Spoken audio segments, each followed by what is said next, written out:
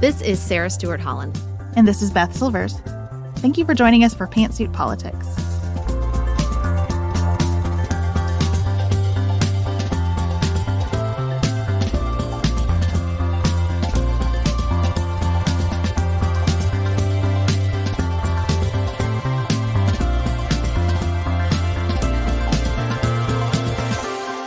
Thank you so much for joining us here at Pantsuit Politics, where we take a different approach to the news.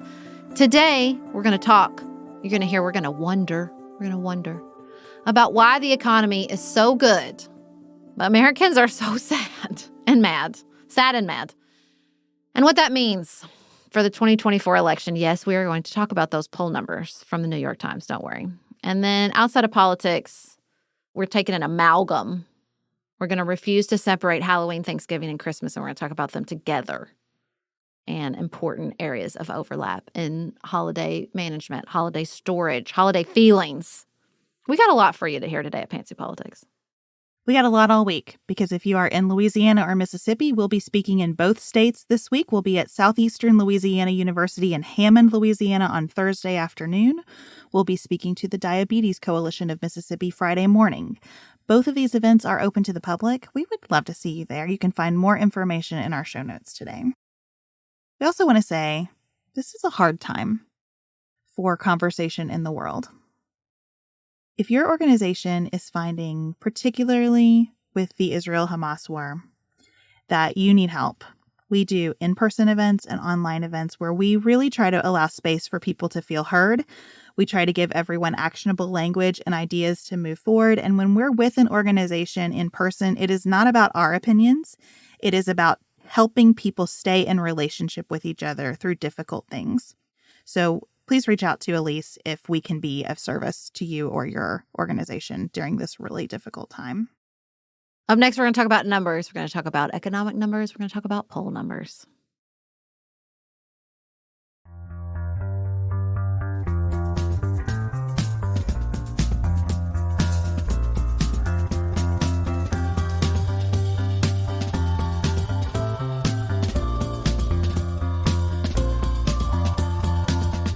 We have gotten a lot of economic news in the last week. Of course, we had the beginning of the month jobs report.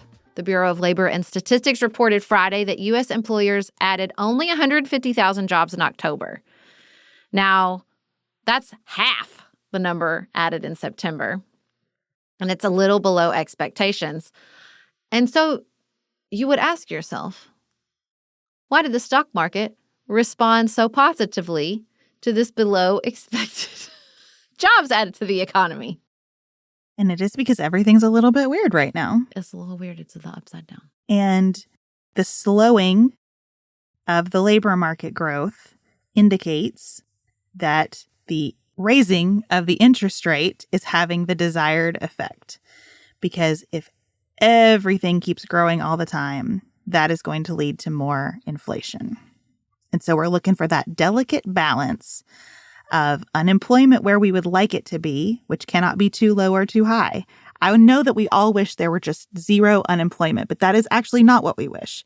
No. So unemployment in the right range, job growth in the right range, prices in the right range. It's a hard chemistry to try to concoct. We also heard from the Federal Reserve. Beth, maybe you've heard the term soft landing, which is what you just described and that we spend a lot of time talking about.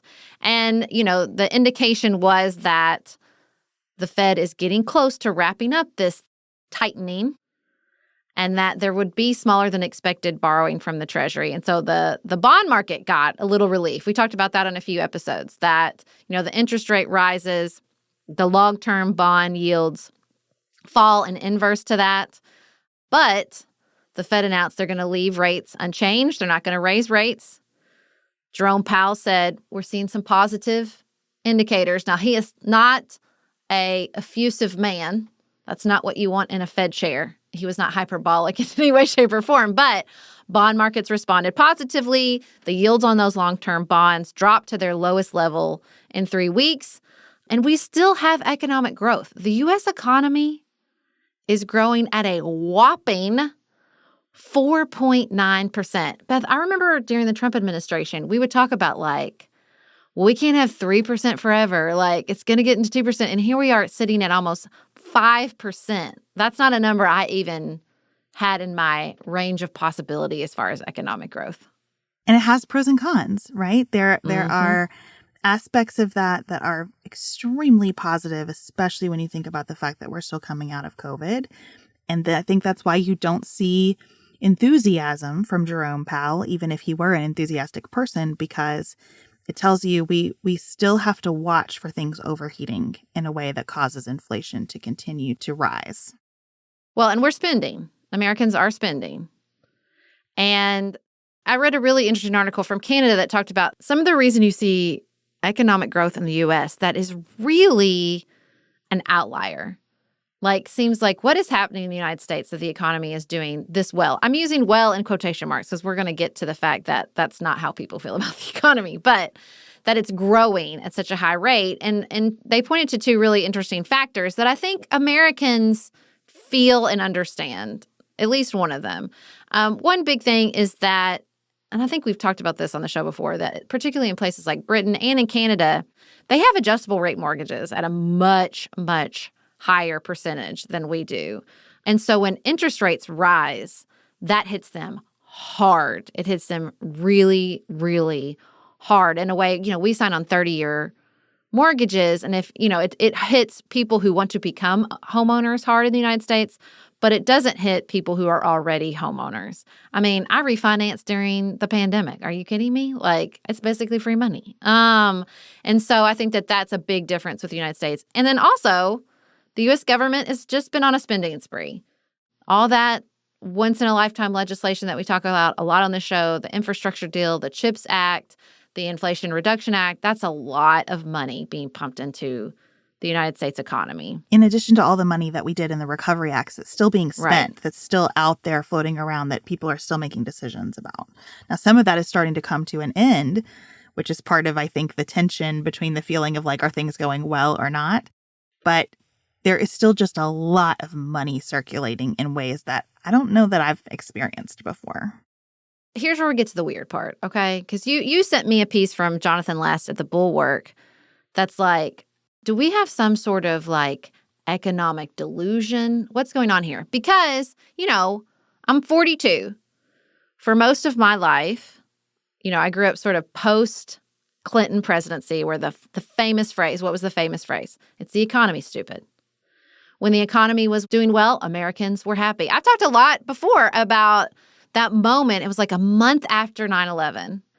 And I'll never forget that the top issue for Americans was the economy. And so the popular political understanding was if the economy is doing well, which I think 4.9% is well. I think these employment numbers can be described as well. Things are going good. People have a lot of money. They're spending money. Americans should be happy. Americans who are mostly concerned with the economy should be happy. And what we have is a just complete inverse. We have a complete opposite reaction. The economy is doing well, and Americans are miserable. And we'll specifically respond to questions about the economy as the source of that misery.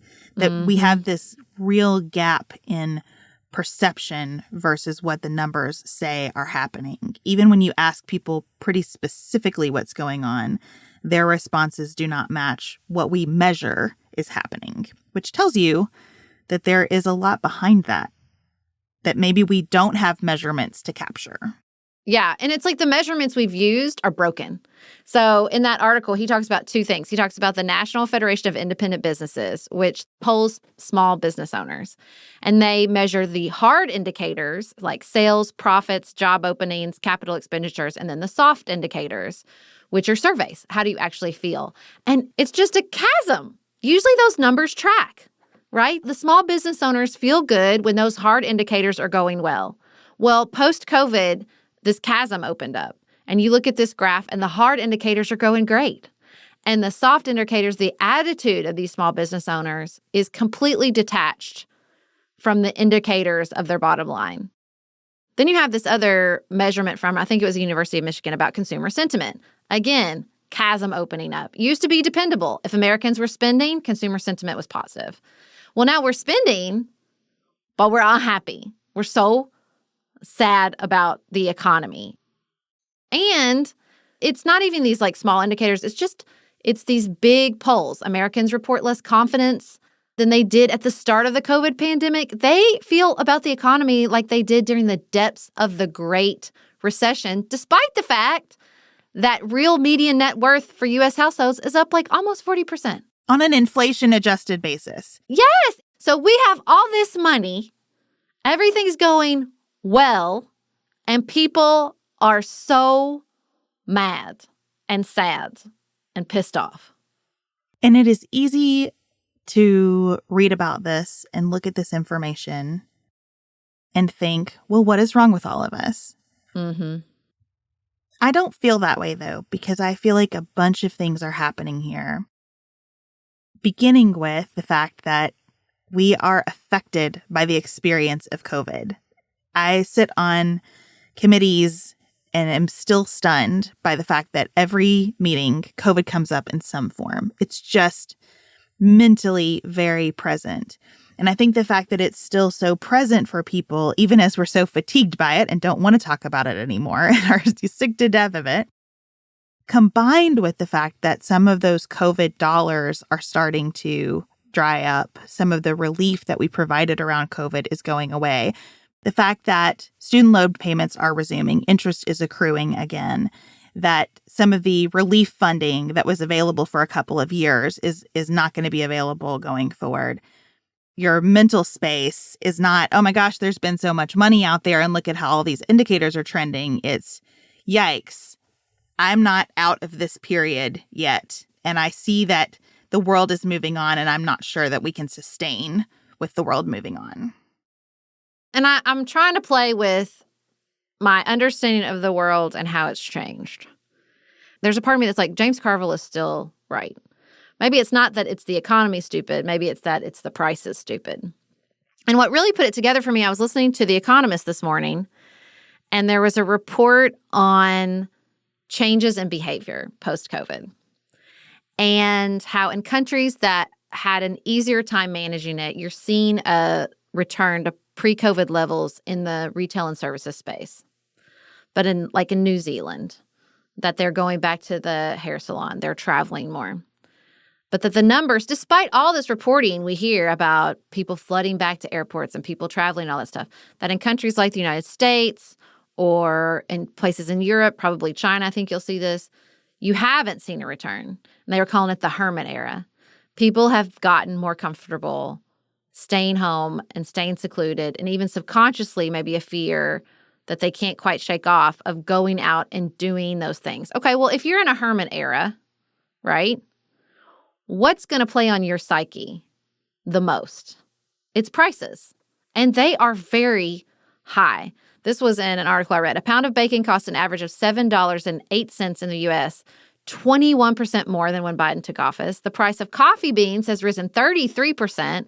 A gallon of gas is 72% more expensive. And that's like, I mean, this comes up all the time in my life. People talk about this all the time. So I think that, yes, we don't live in quarantine anymore, but that experience permanently changed people's behaviors in a way that I think that inflationary pressure is going to play an outsized role in how you feel about the economy.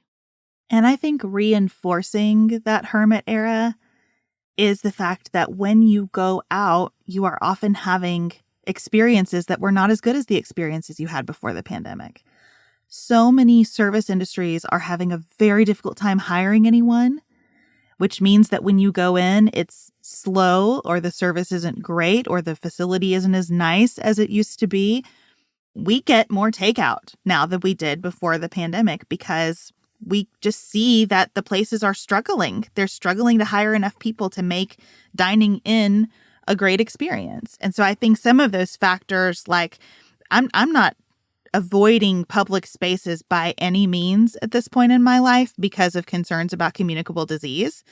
But I am avoiding some public spaces because I think like that's just going to be hard and uncomfortable and why. And I can still support this business with my dollars by just taking it to go. I'm sorry that Taylor Swift is such a good example of so many things. I mean, I apologize to the universe that this woman is so good at her job. I think it's true of Beyonce too. Like, people who cracked the code, who found a way to not only bring it back but make it better. Barbie comes to mind. Well, then you got people back. Then you got people back in that pattern of behavior. Maybe it's not a complete pattern of behavior, but that's not true for all concerts. A lot of people canceled. Things got rearranged. The Chicks canceled. They were sick all the time. Bruce Springsteen's canceled. So it's not true for everybody, but the people who figured out how to do that, I think that's true for movies and a lot of places. But yeah, I think you're right. I think it changed people, or it became more difficult. And so that inflationary pressure is felt, and we don't feel like we're getting anything extra out of it. I thought this was excellent. I felt like the New York Times stole our approach a little bit in this article, because there was just this paragraph that was really like, let's talk about the emotional processing part of this, that I thought was so good. It was about inflation, obviously. It says, inflation also contributes to a sense of powerlessness. Rising prices feel like something done to people rather than a problem they brought on themselves. And short of cutting their spending, individuals cannot do much about inflation. And I thought, is that not the gospel truth? That is so accurate. That's the truth. I think we're also just reflecting on the parts of the bargain we've struck as Americans that we don't like.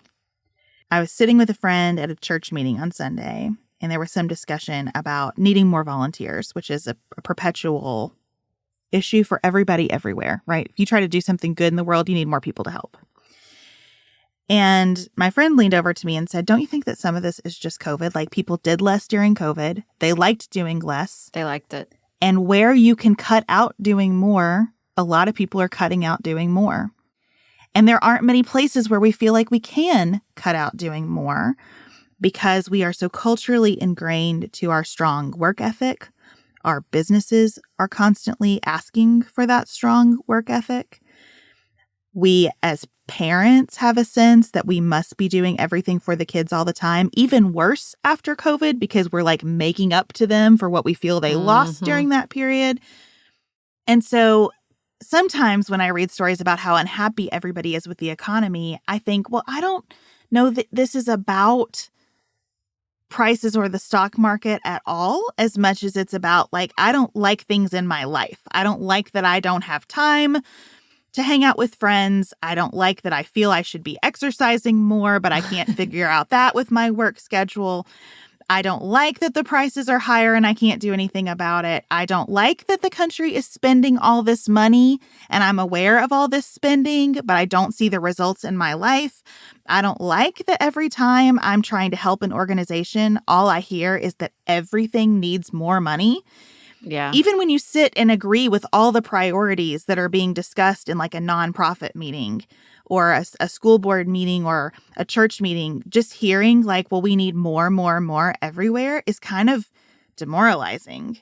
And so that is, to me, maybe the sense behind all of it. Just, hey, fundamentally, I'm not good with the society that we have built. And everything in me rejects attempts to change it fundamentally. And this is part of what I think is so frustrating for the Biden administration. We're going to get into that. I do want to say this before we move on to Biden and the struggle to help Americans through this process. Some of this is everybody spent a lot more money on their houses and made them more comfortable, and they just want to be there, right? Some of this isn't I'm uncomfortable with everything or I'm happy with everything. I think some of this is I like being in my house. I spent a lot of money during COVID to make my house really great. Now, I think can be a dangerous instinct. I say that as a person who works from home and who spent a lot of time and energy and continue to always make my house comfortable and fun and easy to be in. But I do worry, not just because of our attitudes about the economy, that this change in behavior is problematic because of the wear and tear on our institutions, right? And fundamentally, we all looked around during COVID and it exposed so many of the weaknesses and the problems. Some of the inflationary reality to me is well, things weren't as expensive as they should have been. I don't care if we're paying more for gas. I know that is so hard on people's pocketbooks. I know that is an extreme price pressure to so many Americans, and I don't want to downplay that. I don't want to downplay that because I can't afford a tank of gas. But gas is expensive. It costs us so much. It costs us to drill the oil. It costs us to process the oil. It costs us. It's not a cheap thing. And I feel that about our food systems. They cost us. A pound of bacon has an enormous cost, more than even the $7 we're paying for it right now. Even interest rates. I don't think I like what free money did to the economy or to our sense of what things should cost, what things do cost.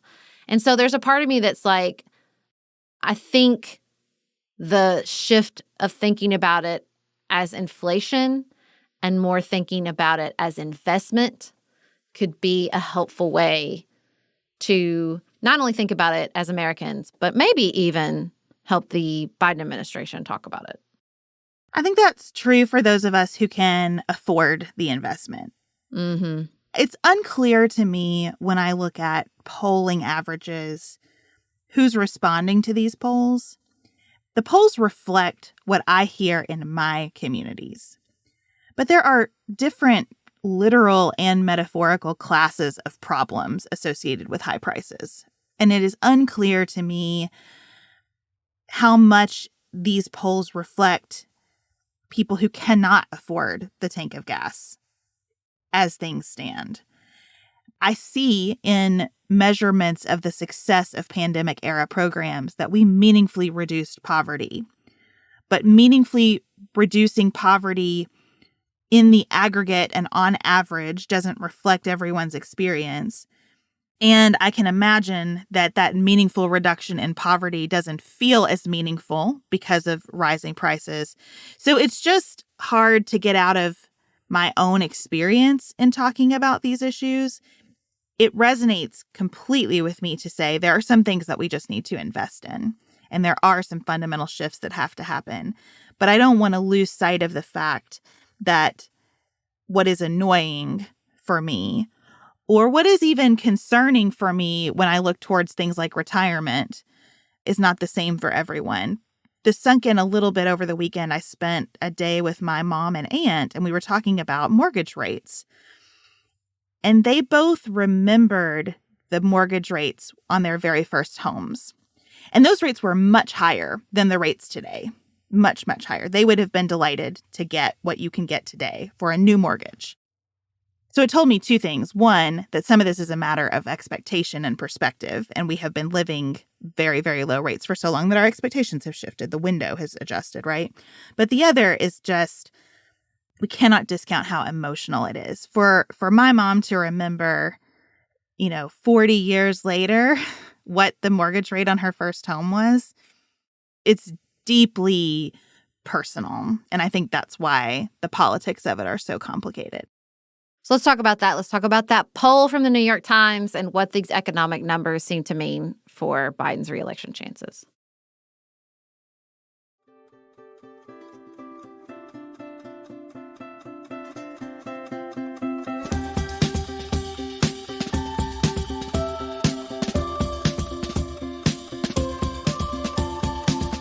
So the emphasis on emotion is very helpful to me, Beth. I'm really giving myself some pep talks around polling.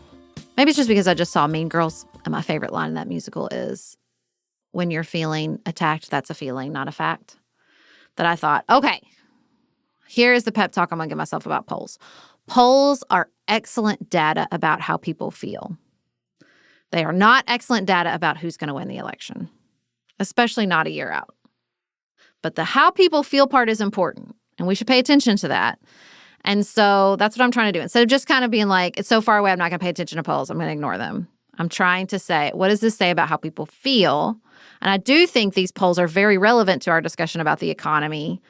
For those of you who don't know, the New York Times and Siena released a poll that showed Donald Trump up 5 points, several points in many key states. And it also shows a drop in support among Black and Latino voters for Joe Biden, which was a key part of his winning coalition in 2020.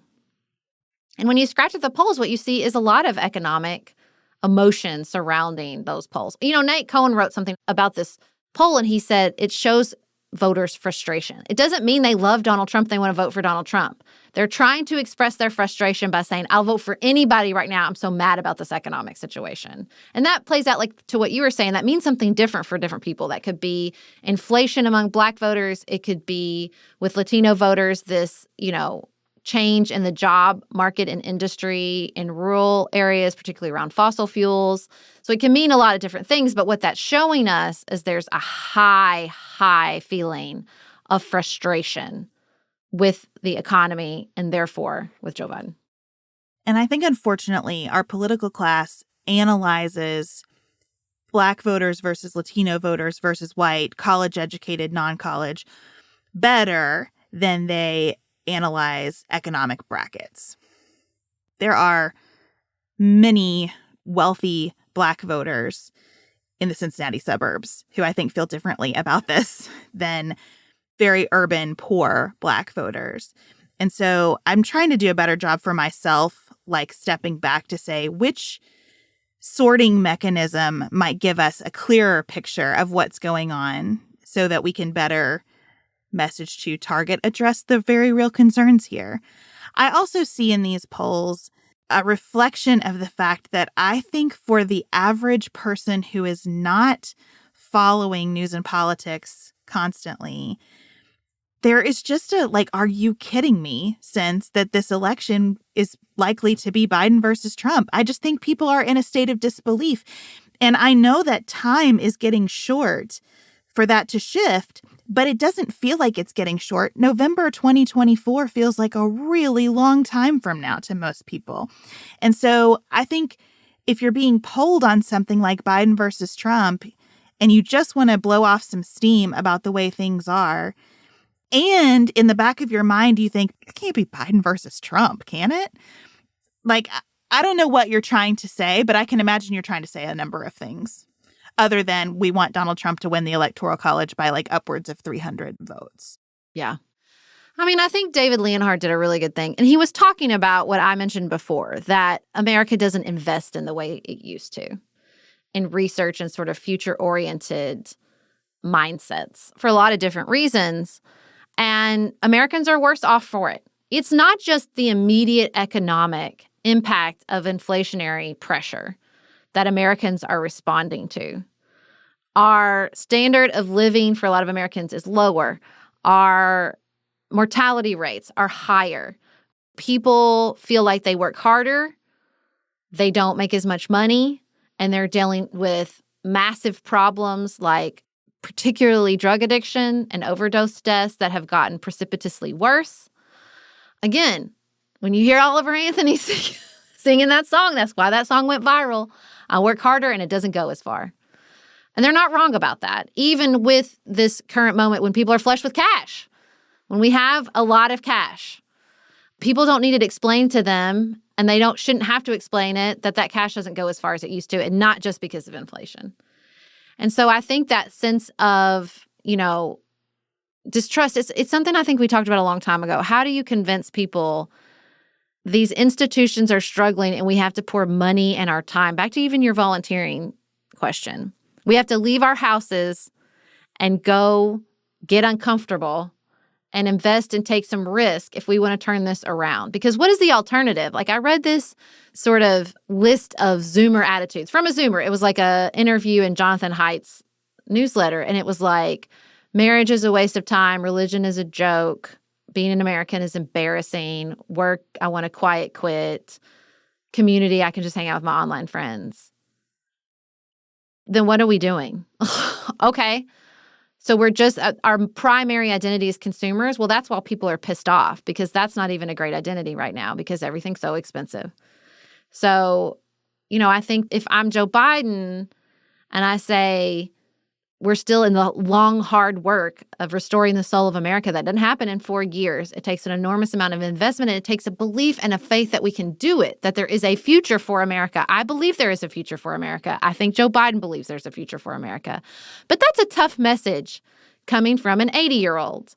And I think that's what's really hard. And that's the stuff that's hard to ignore. When you have 75% of people saying he is too old, I don't know how the Biden administration thinks about that. And that's why my thinking has even shifted about this recently, because I'm just seeing so many chess pieces inside the Democratic Party moving around in ways that make me think everybody's thinking this number is too high of people who just cannot with an 80-year-old.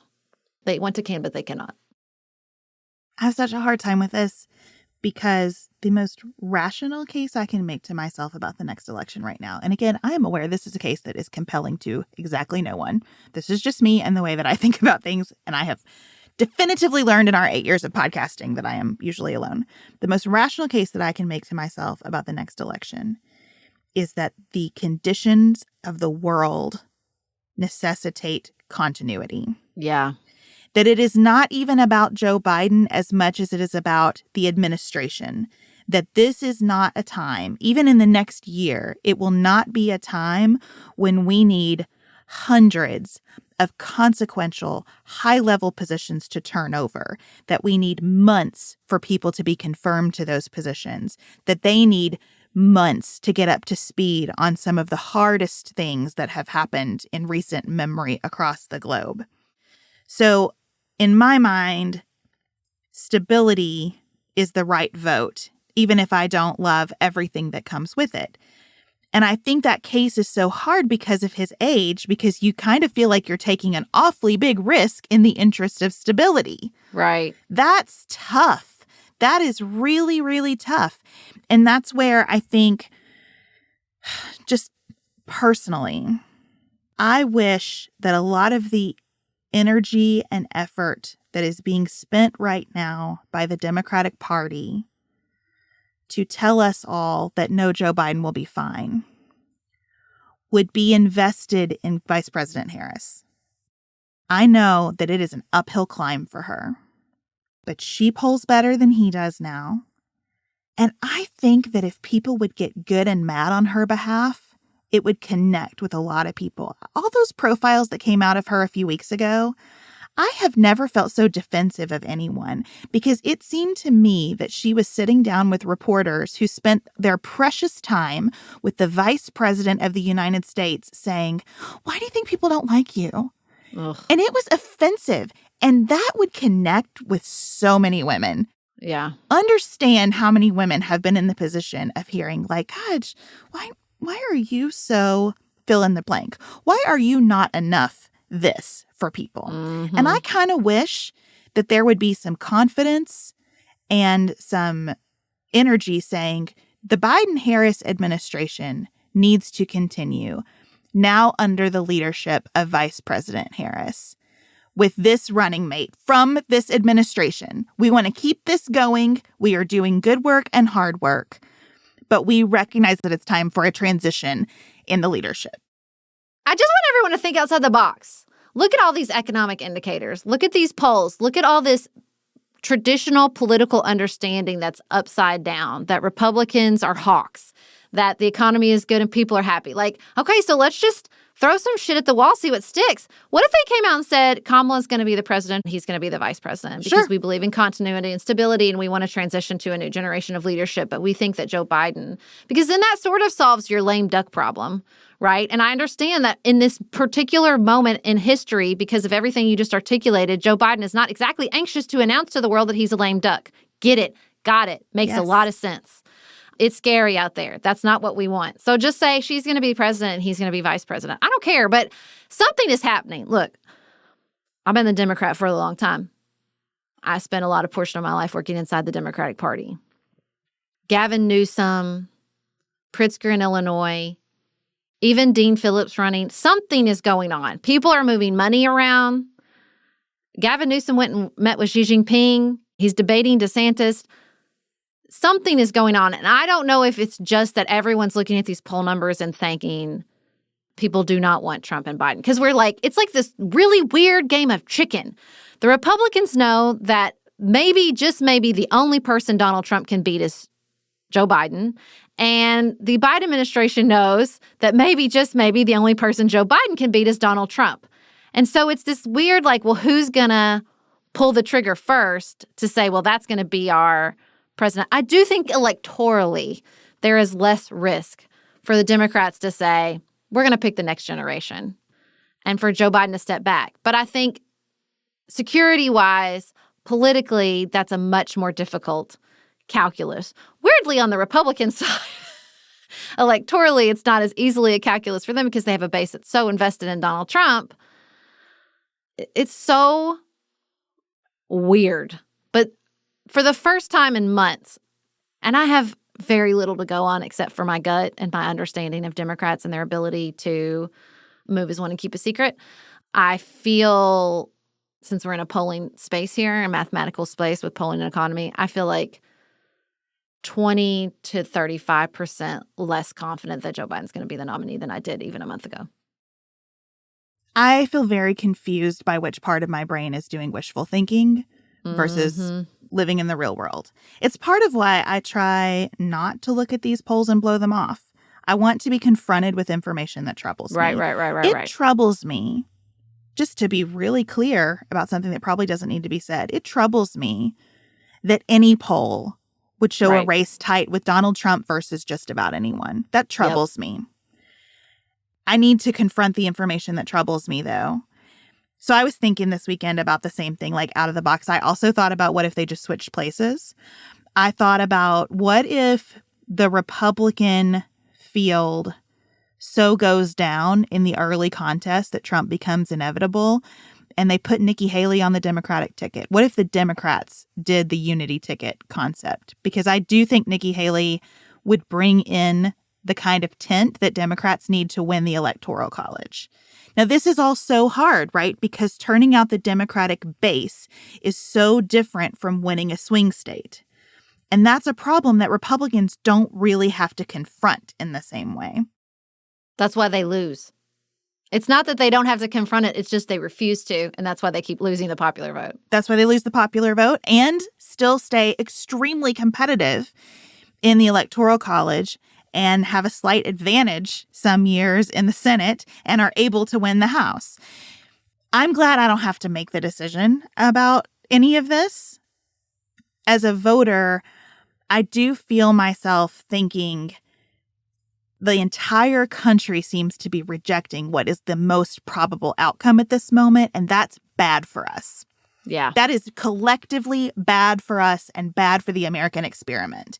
And surely, as Americans, we are innovative enough to figure out how to run an election a year from now with two candidates that more people find broadly acceptable. Yeah.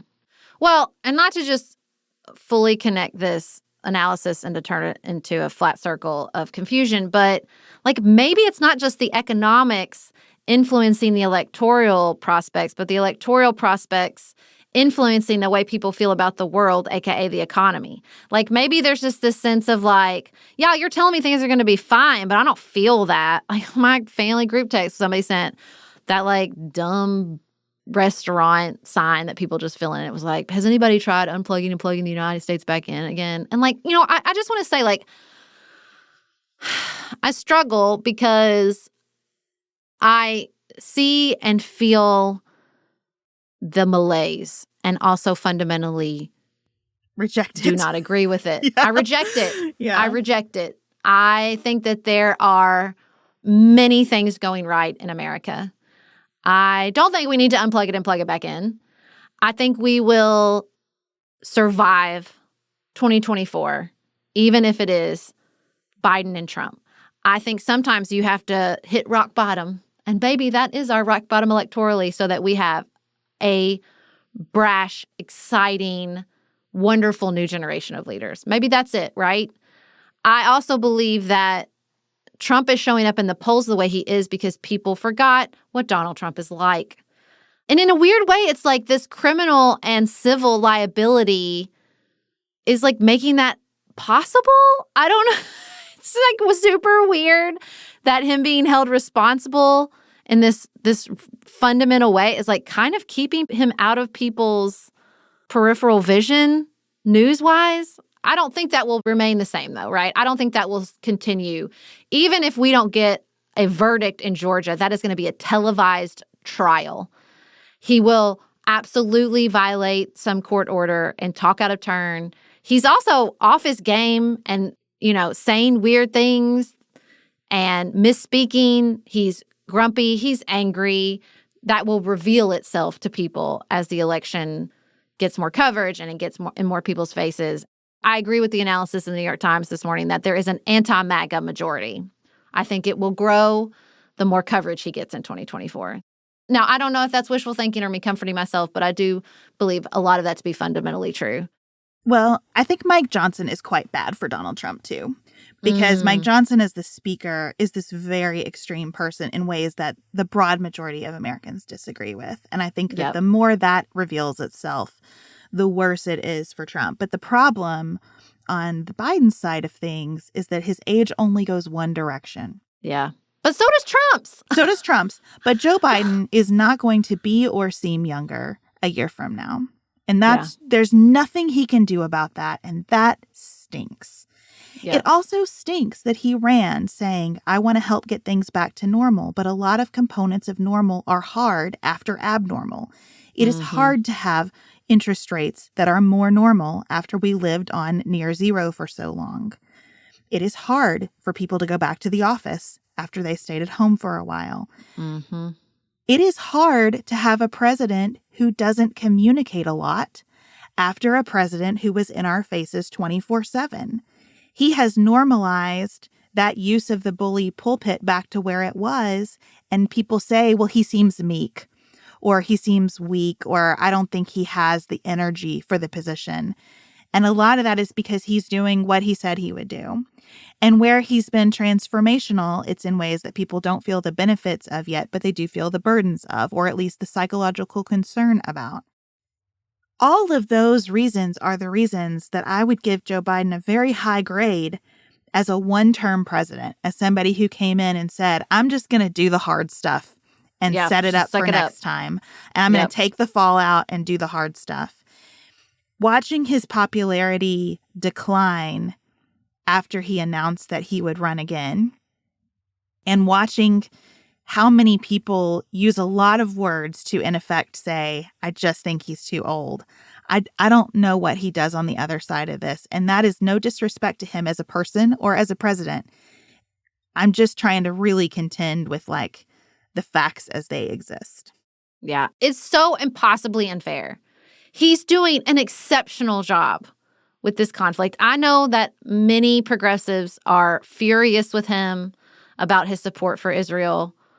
And I don't want to get into that right now, but I think diplomatically, I don't sense any unethical disdain or even disregard. I think him and Antony Blinken are just weighed down with the responsibility, and they are doing the absolute best they can. And I have read about the diplomatic cables. I have read about the DNC emails. I understand that their own employees have taken issue with the decisions they've made. But often that is the sign of leadership. Leadership does not mean everybody agrees with you. It means you follow the decision-making, you follow the strategy, you follow the principles, even in difficult times. And look, that's true putting the conflict between Israel and Hamas aside. The Biden administration, to do that back to normal stabilization governing, has led us to the highest domestic oil production ever in October 2023. We produced more oil and gas here in the United States in October 2023 than we ever have before. And they can't tout that as an accomplishment because so much of their base finds that abhorrent in the face of climate change. There are a number of places where they are damned if they do and damned if they don't. And the way you discuss your accomplishments and your record depends entirely on the audience you're speaking to. And people don't like that either. Then it feels like you're being lied to or you're disingenuous with someone. I mean, we've just made running for president pretty tough, to put it lightly. Listen, if Joe Biden was my grandfather, I would say, Pop, I love him so much. I feel that level of warmth and affection for him. And I would say, don't prove this in an election. You're 80 years old. The benefit of age should tell you that history is the record you care about. History is the record you care about, and it will be kind to you. I have almost no doubt about that.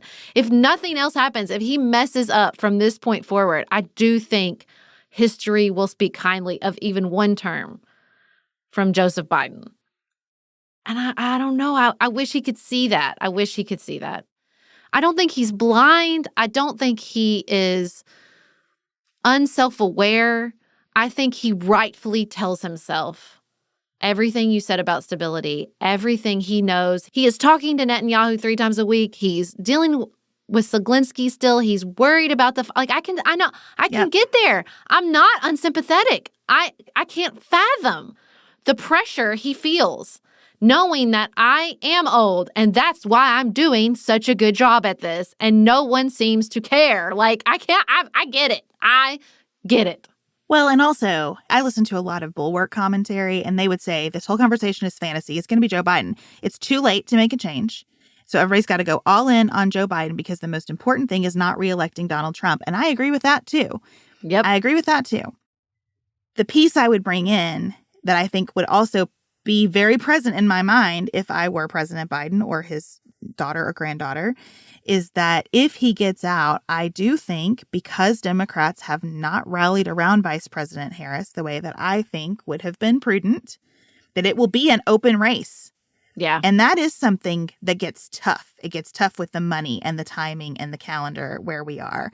And I don't know that America is going to be generally more excited about Gavin Newsom or Pritzker or whoever emerges in that wide open race. And I think you have just a total disaster within the Democratic base over a bunch of white guy governors running against Vice President Harris. And so in that regard, it's like, how does he balance what these polls say about the entirety of the country versus what the people who are most invested in the political process see and do and how they will react if he decides to come out of the process?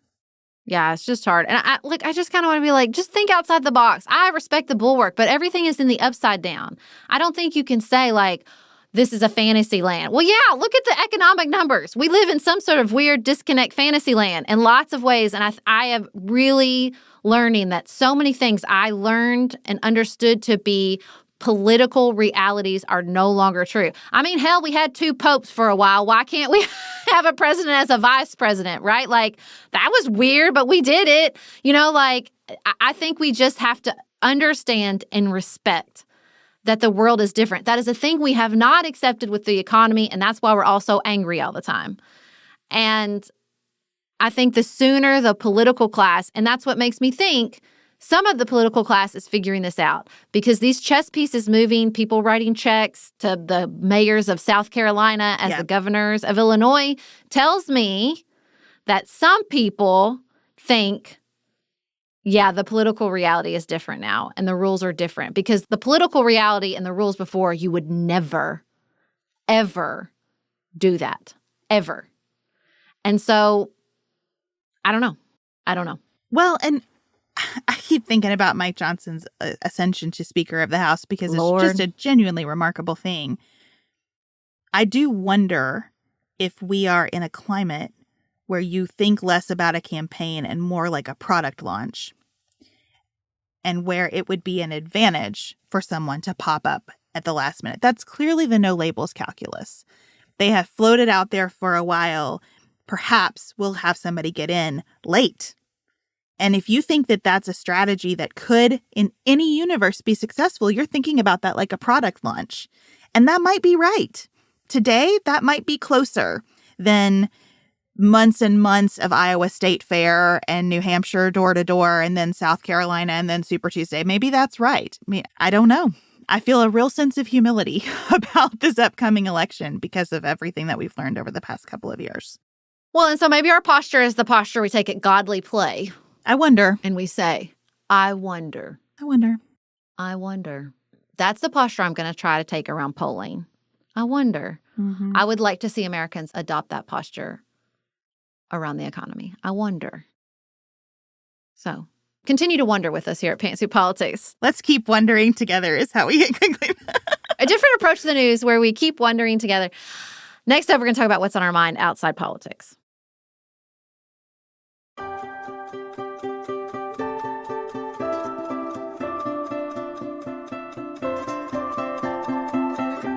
Okay, Beth, I have an idea. What we're going to do on the outside of politics is we're going to take like an amalgam of the holidays. You wanted to talk about holiday storage, which I think comes in with Halloween. We wanted to talk about our Christmas card exchange, and I want to talk about this idea of Thanksgiving versus Christmas. And I want to smush them all together because that is, in fact, my actual strategy in real life. Can you say more about that? Okay. For example, Erin Moon in her email did a poll, and she was like, do you protect Thanksgiving at all costs? Do you set it for Christmas the second Halloween is over? But there was a missing third option, which is the one I take, which is both. I take both as well. Yeah. It's like breastfeeding, formula feeding, guys. This is a false dichotomy, okay? We have been told a lie. We have perpetuated that lie that you must choose. And I say, no. I currently have in my house gooseberry wreaths and pumpkins. Mm-hmm. Is someone going to come and arrest me? No. Yes, I both have a room full of wrapped gifts and addressed Christmas cards. Yep. As well as a balloon display of orange and yellow ready for Thanksgiving. Exactly. Why should we limit our joy at a time when life is hard enough? 100%. Now, I will say Halloween is a deadline-esque place in my holiday celebration. I do not mix Halloween and Christmas. Correct. But I do think we should embrace fall as this nice middle ground transition. Fall harvest. Well, nature does that. Right. And I think the theme of gratitude easily spans November 1 to January 5th or so. Yes. It is also the case that nothing is going to be normal during this period anyway. You are in a space where the calendar says something different is going on. If you decorate for anything at all, you're decorating in some way. Like the house isn't normal. The boxes are out for the things that you store the rest of the year. Yep. Which is a constant problem for me. I would love to decorate more, but I don't want to store any more stuff. Okay, this is the other part of this conversation that I think is vitally important for humanity. I don't want to be hyperbolic. Okay, I first have to tell you one of my favorite stories. When we bought our house, the one thing I was concerned about is that the attic was finished. It gave me enough bedrooms for my children, but it took away my holiday storage. And I was like, I'm going to have to keep my Christmas in the garage, which is the worst case scenario for me personally. I don't want to do that. I don't like that idea. I'm not here for it. Okay? I have a lot of Christmas. I'm showing my friend Lacey my new house. We're in our bonus room. There's a closet. There's a cedar closet in there. And she's like, what's this? And she finds a door. And Beth, it was like the room of requirement. She finds this little latch in the back of the closet. She opens it up. And there is extra finished attic space. Not very much, but just enough to hold all of my holiday decorating. I saw you open that door the last time I was at your house, and I don't like to be a person of envy, but I did feel it. I liked just everything about that, the secretness of it. It's so secret. You wouldn't know. I didn't know. The utility of it. Now, it's on the second floor. That is the thing I would change. Really, you want your holiday storage on the first floor. But now I have a proliferation of men in my house. So yesterday I was like, everybody get up. We're going to move all this to where it goes in mere minutes. So I think the Halloween Christmas thing for me is like the storage situation is a little bit like Jenga in there, right? And so I have to put the majority of the Halloween, not fall, Halloween away. And my family used to get very upset about the whole, like, I can't believe you're putting up Christmas before you've even had Thanksgiving. And I said to them, you ungrateful beasts, Do you know how much work this is? This is an enormous amount of work. And I used to kill myself to try to get it done because I wanted to enjoy it the max amount of time. So I'd try to get it up in like 1 or 2 days after Thanksgiving. And I was exhausted. And I'm like, I'm not going to do that anymore. I don't owe you people anything. And so now it is a slow trickle. I don't like to put out the Santas too soon. I like to mix Santa with the fall.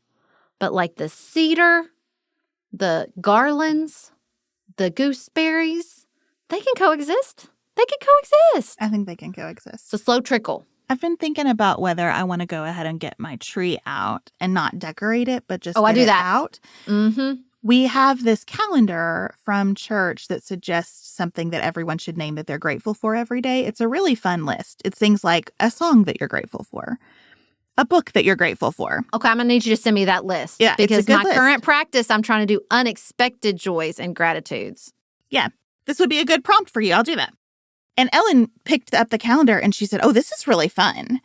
And so I thought, well, maybe I should just go ahead and get my tree out and we should hang our responses. And this could be Love our it. gratitude tree until Thanksgiving. Nothing And wrong then with we that. switch over to our Christmas decorations. Well, the most adorable part of everything you just said is tree, singular. No, I do just have the one tree. You're living a less than life. I don't want to be judgmental. You're living a less than life if you only have one Christmas tree. I have 1, 2, 3, 4. I have 5 full-size trees, one of which is 12 feet tall, and a couple mini trees. And yeah, they all go out. I just pull them out. Like, they're all sitting around my house. One's plugged in on a timer. The other 2 aren't.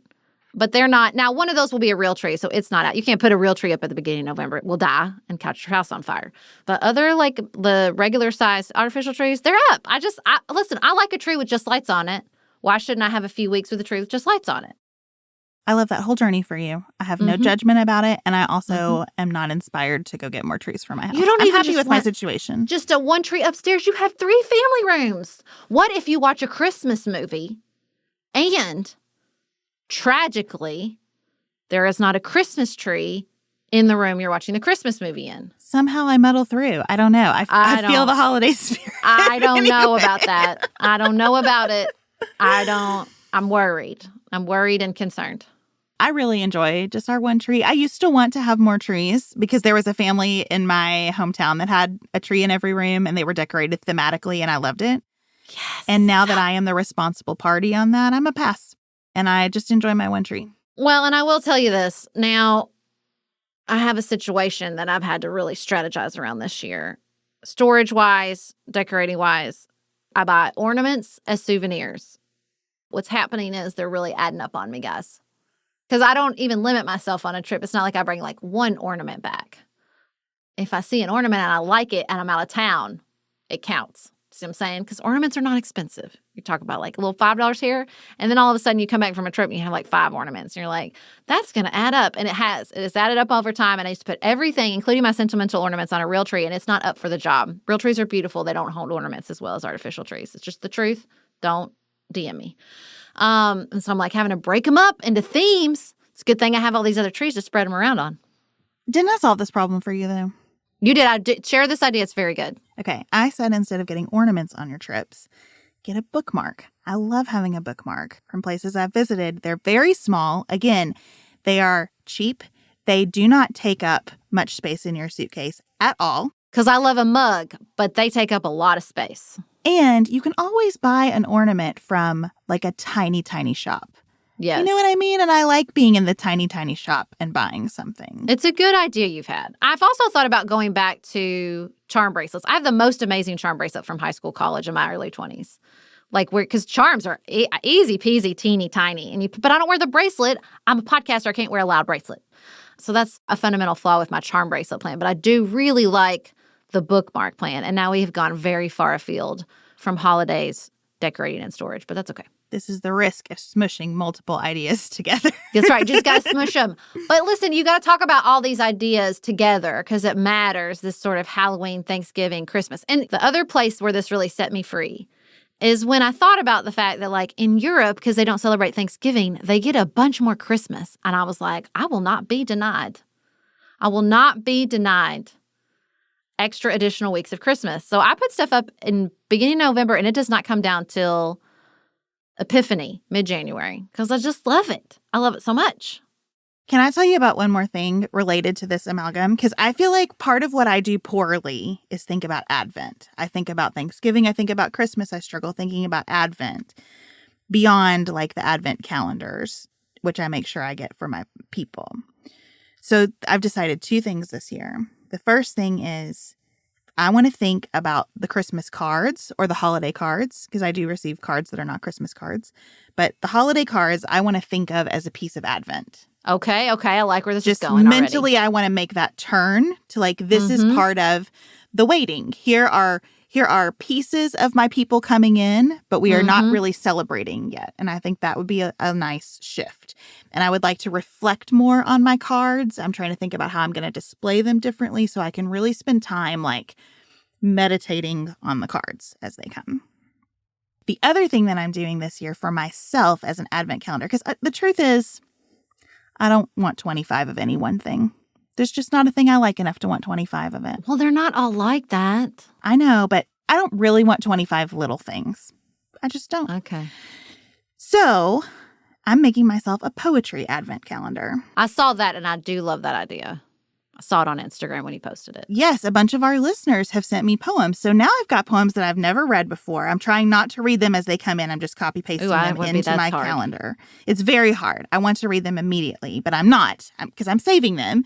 So every day I get to open up a new poem, and it's even better because they're poems written by our listeners. So that there's like a warmth of relationship around it. And I'm really excited about these ideas. Well, let me also recommend to you, I think I've talked about it on the show before, December Daily from one of our executive producers, Allie Edwards. She's incredible. If you don't follow Ellie, listen, I cannot go off on this because it will add another 20 minutes to this podcast and it's already very long. Allie's a genius. Just go look up allieedwards.com. You're going to see. But she does this incredible practice called December Daily. And this is why Ellie is a genius. It can be this whole spectrum. Like it can be very involved. It can be very light. But it's just every day you're chronicling this time of year, which slows it down, which helps you capture it. Because I was having years where I would just like have a couple pictures from Christmas Day and I'm like, I'm expending an enormous amount of energy on this time of year and I should have more captured memories to show for it. But her emphasis is always on stories too. Like what story could you capture every day? These little things that happen during the season that if you don't write them down or if you don't take a picture, if you don't document them, you forget about these little things like, you know, the way you would decorate the Christmas cookies or the way your kids felt getting the Christmas cards from the mail. Just like those little things. So I think you should look into December Daily. I really do. I like that idea. You could just do a journal. Like one year I did a journal. Some year I just take one picture. Some years I've had like whole entire like scrapbook layouts. It just depends. But I love December Daily. It's a good idea. I loved Savoring September. Yeah, I just do. Just that framework made me approach the month in a healthier, happier way. And so I'm really going to work on Advent this year and having a posture about it. Listen, the reality is we're old and we have to find ways to slow down time. It's true. I hate how much I feel the cliche, but it's just real. It's the work of being old, and that's fine. I'm not sad. I don't say being old as a pejorative. Just so people always like show up in my messages and be like, "Don't say old lady. You're not old. What if you're an old lady?" And I'm like, no, I'm claiming it. I think I love being an old lady. I'm probably claiming it a little earlier than most people would define me as that because I think it's the best thing to be in the world is, in fact, an old lady. Well, what a gift to enjoy your time so much that you want to slow it down. Yes. That's right. how I feel. Exactly. Whew. It's a lot. What an episode. We covered a lot of ground here, guys. If you need a nap, it's okay. I think I do. But we did it, and I'm proud of us. And I love hanging out here with all of you. Okay. We do have to wrap up, though. Thank you for being with us today. We hope that today's show was helpful and that you'll share it with someone you love. Don't forget that we would love to see you in Louisiana or Mississippi later this week. We'll be back in your ears on Friday with a wonderful conversation with Jessica Gross of the New York Times about religion and the religious nuns, N-O-N-E, in America.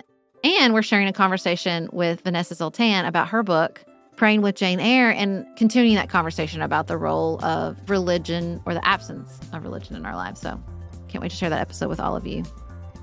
Until then, keep it nuanced, y'all.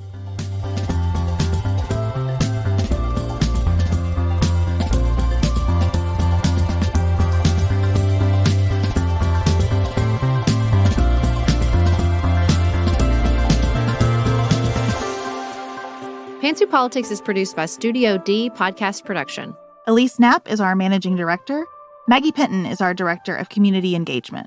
Xander Singh is the composer of our theme music with inspiration from original work by Dante Lima. Our show is listener-supported. Special thanks to our executive producers. Martha Brunitsky. Allie Edwards. Janice Elliott.